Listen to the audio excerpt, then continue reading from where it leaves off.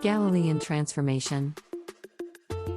The Gallian transformation is a set of equations used in classical physics to relate the coordinates of an event or object in one inertial reference frame, i.e., a frame of reference in which an observer is at rest or moving at a constant velocity, to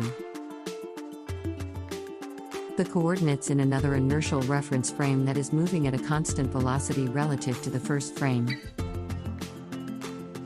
This transformation was developed by Galileo Galilei in the 17th century and is still used in situations where objects are moving at much lower speeds compared to the speed of light.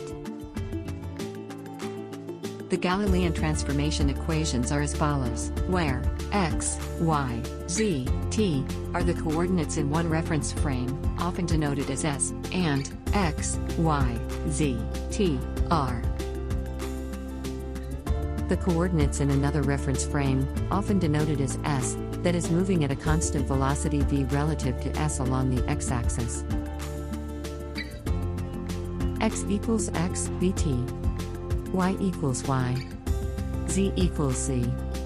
T equals t.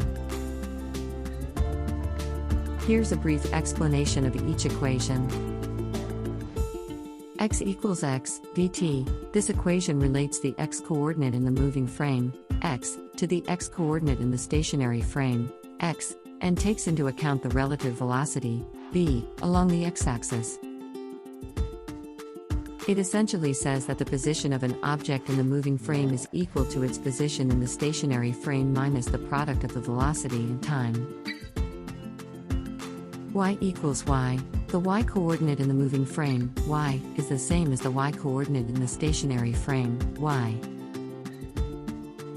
This means that there is no transformation along the y-axis because the frames are assumed to be aligned in the y direction. Z equals z. Similarly, the z-coordinate in the moving frame, z, is the same as the z-coordinate in the stationary frame, z. There is no transformation along the z-axis. T equals t. The time coordinate in the moving frame, t, is equal to the time coordinate in the stationary frame, t. Time is assumed to be universal and not affected by the relative motion of the frames. It's important to note that the Galilean transformation works well for describing the transformations between reference frames at low speeds. However, it breaks down when objects approach the speed of light, as predicted by Einstein's theory of special relativity. In such cases, the Lorentz transformation equations, which are part of special relativity, are used instead.